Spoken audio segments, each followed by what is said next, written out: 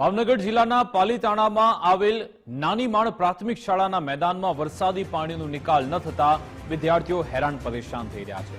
વરસાદી પાણી ભરાવાના કારણે બાળકોના આરોગ્ય સાથે પણ ચેડા થઈ રહ્યા છે। એક બાજુ શાળાનું કામ અને બીજી બાજુ મેદાનમાં વરસાદી પાણીની ગંદકી વચ્ચે વિદ્યાર્થીઓ અભ્યાસ કરવા મજબૂર થયા। નાની માણ પ્રાથમિક શાળામાં ધોરણ 6 થી 8 માં ભણતા 144 વિદ્યાર્થીઓ અભ્યાસ કરે છે। જો કે આ મામલે ગામના સરપંચ દ્વારા અનેકવાર રજૂઆત કરાઈ છતાં આજ દિન સુધી કોઈ પગલાં નથી લેવાયા। નાની માણ પ્રાથમિક શાળાના 144 જેટલા બાળકો રામ ભરોસે પોતાનો અભ્યાસ કરવા મજબૂર બન્યા છે।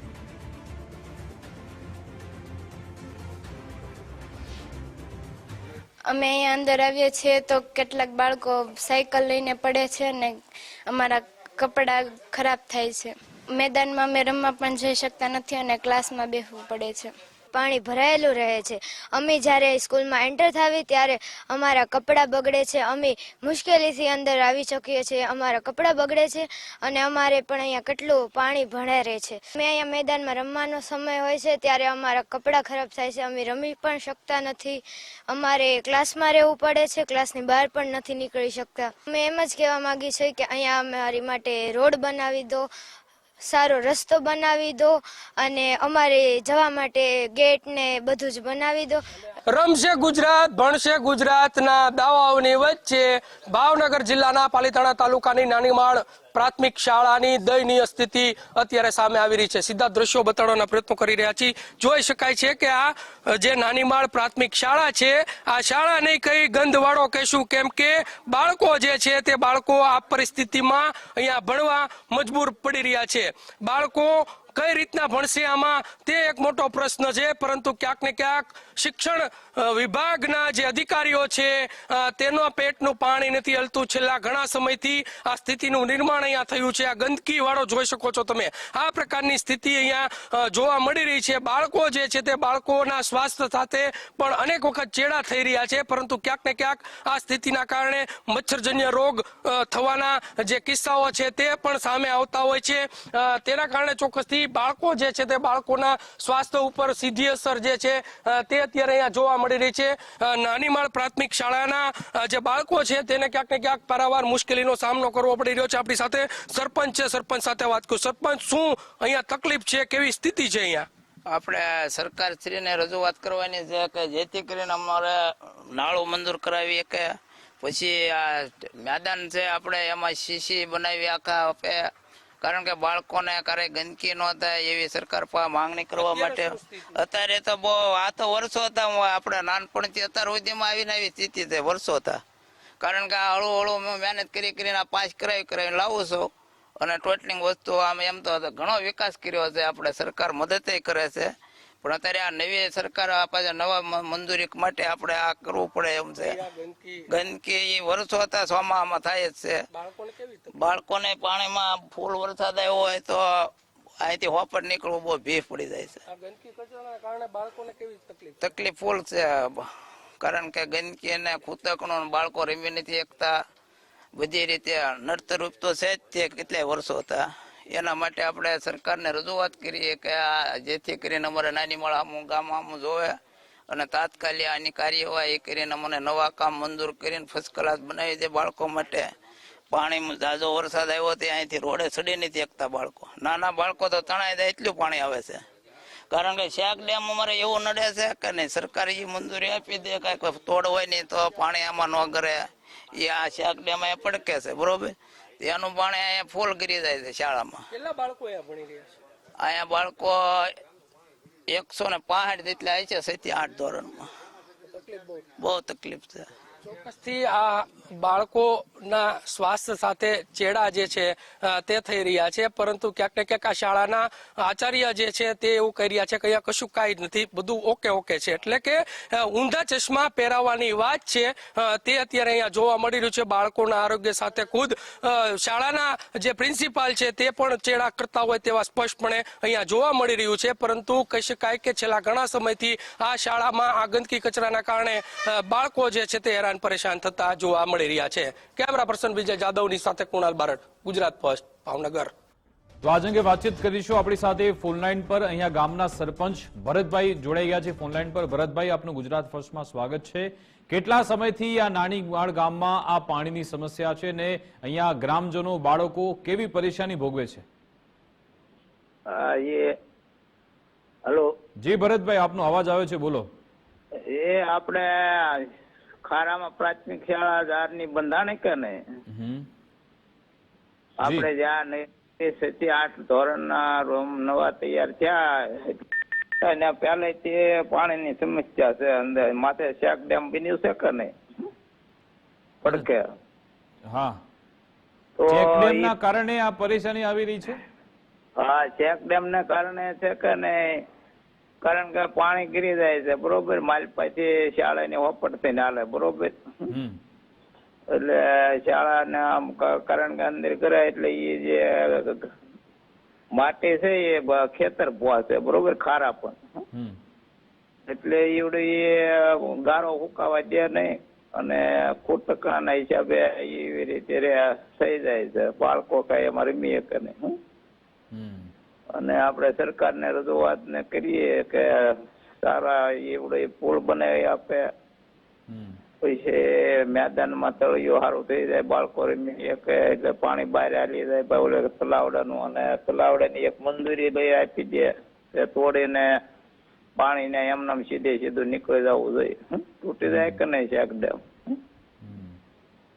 તો ભરતભાઈ, આ કેટલો સમય થયો આ તમને આ સમસ્યા ગામમાં નડી રહી છે? કેટલો સમય થઈ ગયો આ બધી વાતને? આ તો ઘણા વર્ષો થઈ ગયા છે. નિશાળ બંધાણી કે નહીં ત્યાં ત્યારનું છે એમને. વાતો તો હળવું આપણે બધું નવું કામ થોડું ગોતી ત્યાં લાવીને નાળા માંગુ તો ઓલું માંગુ. હમણાં તે તાલુકા પ્રમુખ ને થોડાક દી પેલા આપ્યું હતું, 2-4 મહિના પેલા નાળાનું.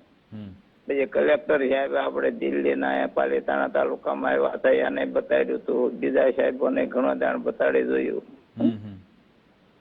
બરાબર, એટલે બધા અધિકારી તો અહીંયા આવીને ગયા છે પણ કામ થતા નથી ટૂંકમાં. આમ બતાડીએ પણ હા થઈ જાય, લેવર આવશું આમાં લેવર આવશું એવી રીતે થાય છે બરોબર. એટલે એનો નિકાલ થાય, સરકાર ધ્યાન દોરી આપે અને બાળકોની પ્રાથમિક શાળા સ્વસ્થ બને.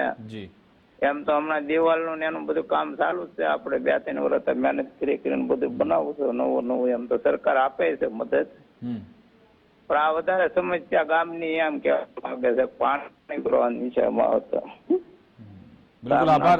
જી, આભાર ભરતભાઈ, અમારી સાથે જોડવા બદલ. આપણી સાથે આ ગામના જે આચાર્ય છે નાનીમાળ શાળાના વિમલભાઈ પંડ્યા, એમની સાથે પણ આપણે વાત કરી. વિમલભાઈ, આપનું ગુજરાત ફર્સ્ટમાં સ્વાગત છે. એક્ઝેક્ટલી અહીંયા કેવી પરેશાની છે, કેટલા સમયથી છે અને ગ્રામ તરફથી પણ કઈ કઈ જગ્યાએ રજૂઆત થઈ? હલો, જી વિમલભાઈ, અવાજ આવે છે આપને? હલો, એક મિનિટ, હું બહાર આવતો રહું, ઓફિસમાં કવરેજ ઓછું આવે છે. હા,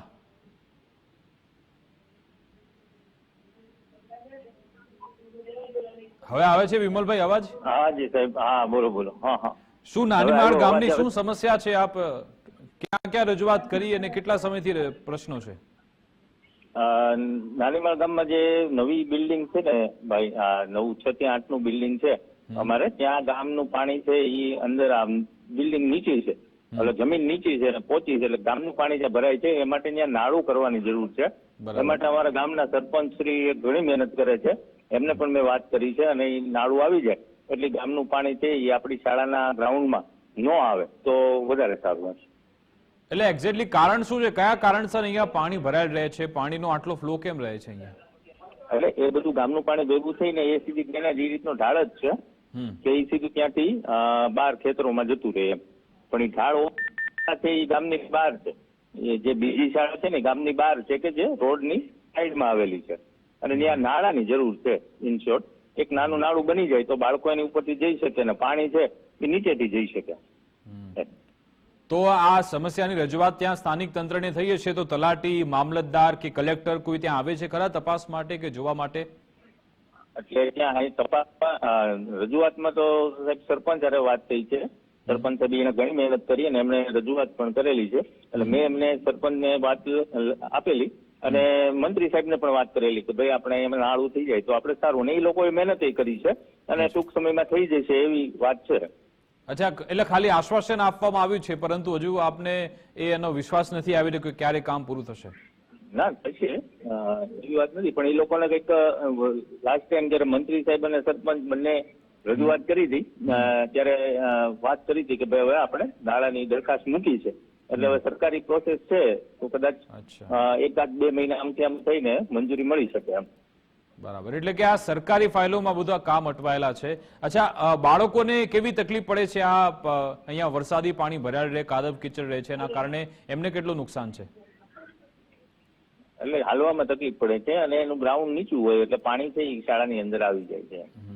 શાળાની અંદર ગ્રાઉન્ડ ની અંદર પાણી આવે છે, જે ઢાળ હોય એટલે ગ્રાઉન્ડ ની અંદર પાણી આવી જાય અને થોડોક સમય જાય પછી સુકાઈ જાય છે. પણ અત્યારે હાલમાં શું છે, છોકરાને થોડીક તકલીફ પડે એટલે ત્યાં અમારે પથ્થર મૂકવા પડે, બ્લોક મૂકવા પડે ચાલવા માટે, એટલે બ્લોક અને પથ્થર ઉપર પગ મૂકી અને શાળાની અંદર આવી શકાય. અચ્છા, આ સમસ્યાને 1-2 ચોમાસા નીકળી ગયા છે, કેટલા સમયથી આ પરેશાની છે? હા, 2 ચોમાસા જેટલું સમય તો લાગ્યો છે ટૂંકમાં, એટલે 1-2 વર્ષ થઈ ગયા આ પરેશાની.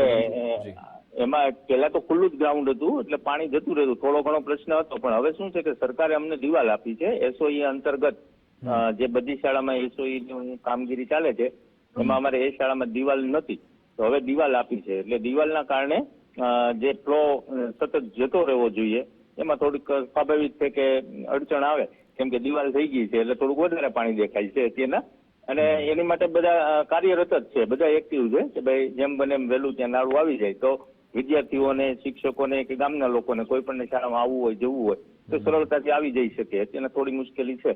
બિલકુલ. એટલે ગુજરાત ફર્સ્ટની પણ એ જ આશા અપેક્ષા છે કે અહીંયા વહેલી તકે આ નિરાકરણ આવે અને વિદ્યાર્થીઓ એક સારા વાતાવરણમાં અભ્યાસ પણ કરી શકે, રમતગમત માટે પણ તેઓ આગળ વધી શકે. એ માટે જ અમારો આ પ્રયત્ન છે. આભાર વિમલજી, અમારી સાથે જોડાવા બદલ, વાતચીત કરવા બદલ. તો ભાવનગરમાં પાલીતાણાનું આ જે ગામ છે ત્યાં પરિસ્થિતિ વિકટ બનેલી છે. અહીંયા સ્થાનિકોએ રજૂઆત તો કરી, હવે જોવાનું રહેશે કે અહીંયા તંત્ર ક્યારે પહોંચે છે અને ક્યારે કામગીરી કરવામાં આવે છે.